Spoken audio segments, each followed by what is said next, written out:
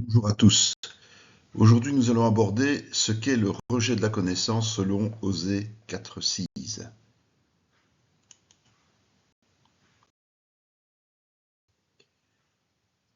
Nous avons tous lu et entendu ce verset, mais avons-nous prêté réellement attention aux griefs de l'Éternel envers son peuple? Aujourd'hui, nous aussi nous appartenons à Dieu par la foi en Jésus-Christ. Cet avertissement solennel nous concerne donc autant que nos prédécesseurs. Dans cette étude, nous allons d'abord chercher à comprendre ce qu'est la connaissance, comment l'acquérir, le processus de son rejet et ses conséquences, et enfin la manière d'y remédier. Nous conclurons de manière positive en soulignant l'apport de la connaissance dans la vie du chrétien.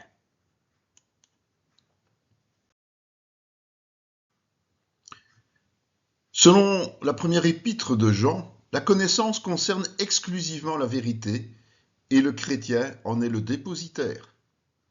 Osée précise que la vérité, c'est la connaissance de Dieu et que c'est, selon 1 Jean, Jésus qui nous offre cette connaissance.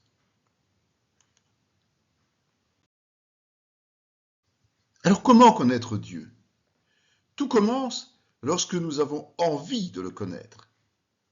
Il suffit ensuite d'observer la création pour prendre conscience de l'existence de Dieu. La connaissance de Dieu est accessible par l'étude de la parole et par son application. La sagesse offerte par Dieu, l'intelligence renouvelée, la persévérance et la crainte de Dieu.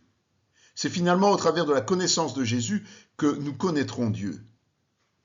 Connaître Dieu, c'est être connu de lui, tel qu'il désire nous voir.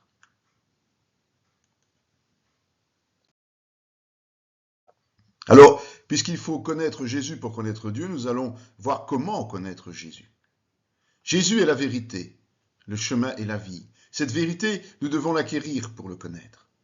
C'est au travers de l'étude des Écritures que nous découvrirons. Et pour cela, nous bénéficions de l'aide du Saint-Esprit qui est le seul à connaître l'amour infini de Christ.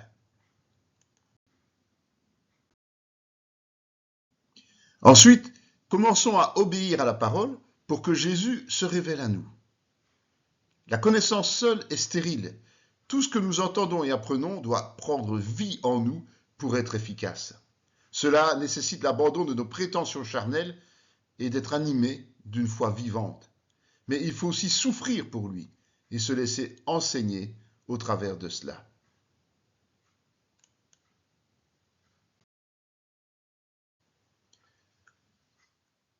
Ce qui mène au manque de connaissance. Selon Osée 4.1.16, il n'y a pas de vérité, de pardon et de connaissance. Le nombre de péchés graves, la contestation avec les ministères, le rejet de la connaissance et l'oubli de la loi, la multiplication des péchés, l'avidité par rapport au péché, l'abandon de Dieu et de ses commandements, la débauche, l'idolâtrie, la révolte contre Dieu. Dans d'autres passages, nous verrons notamment dans Romains que ce qui mène au rejet de la connaissance, c'est aussi aimer les choses de la chair et vivre selon elles, endurcir le cœur, avoir un esprit de dispute ou de contestation. Selon Matthieu et Jacques, c'est ne pas mettre la parole en pratique, se tromper soi-même par de faux raisonnements. Et dans Proverbes, c'est mépriser la parole, détester la connaissance et refuser la crainte de Dieu, ne pas aimer les conseils et rejeter les rappels à l'ordre de Dieu.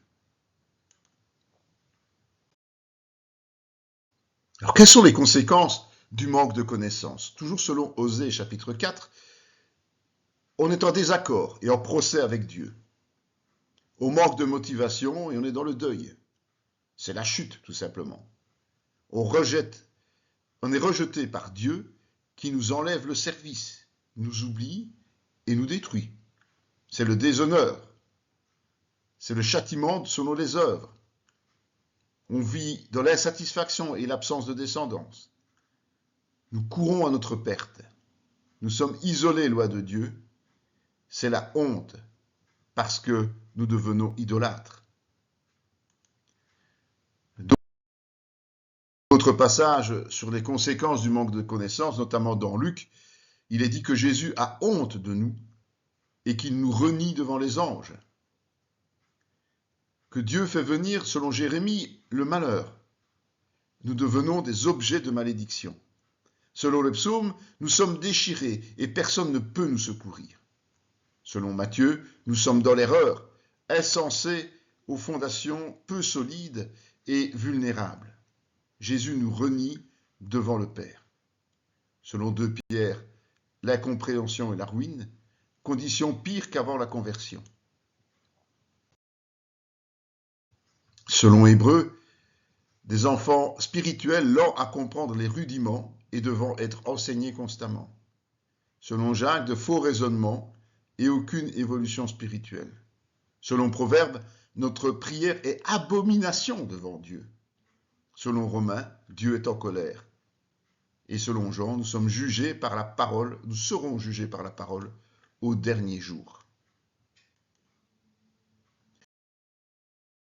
Alors comment y remédier? C'est peut-être ça l'essentiel si nous avons cette tendance à ne pas avoir travaillé sur cette connaissance. 2 Chroniques 7,14 nous dit que nous devons nous humilier, prier, chercher Dieu et renoncer aux mauvaises voies. Proverbe 1, 5, 8 nous dit d'écouter, de ne surtout pas rejeter l'enseignement et de craindre Dieu. Proverbe 2, 1, 5 et Psaume 119, 4, 11 nous disent qu'il faut recevoir et conserver la parole avec sagesse et intelligence et y obéir. Philippiens 3, 8, 10 dit que nous devons engager notre foi, donner la priorité à Dieu, renoncer à la chair. 1 Jean 5, 20 nous dit qu'il faut utiliser l'intelligence renouvelée et qu'il faut faire un avec Jésus. Psaume 25, 5 nous encourage à demander l'instruction de Dieu par l'Esprit. Acte 17, 11, il faut accueillir la parole avec zèle et l'examiner chaque jour. Acte 2, 42, 2 Pierre 3, 18 et 2 Corinthiens 8, 7 nous encouragent à persévérer, à grandir continuellement et à exceller. Proverbe 13, 20 nous dit de veiller à nos fréquentations. Et Colossiens 3, 16 nous dit que la parole doit être présente et prioritaire au sein de notre assemblée.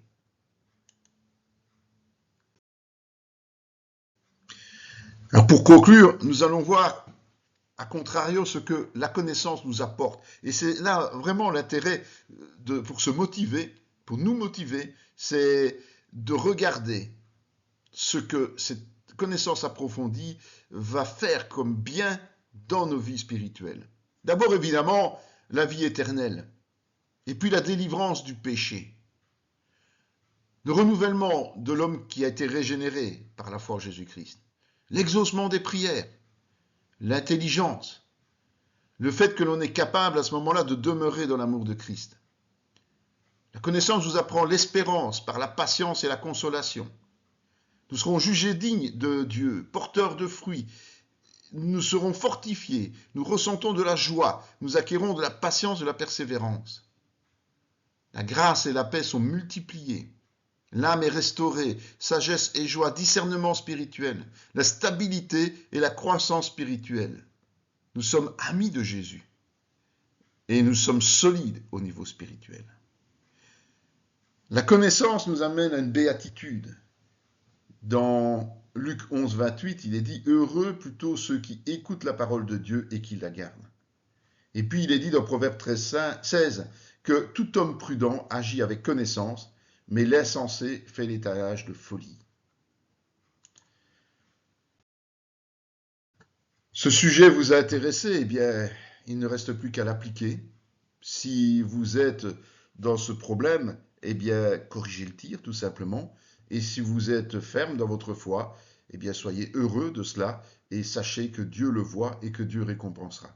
Vous êtes intéressé par d'autres études, eh bien, regardez tout sur notre site, sur toutes ces adresses que nous vous présentons pour que vous soyez bénis comme nous par cette connaissance de la parole.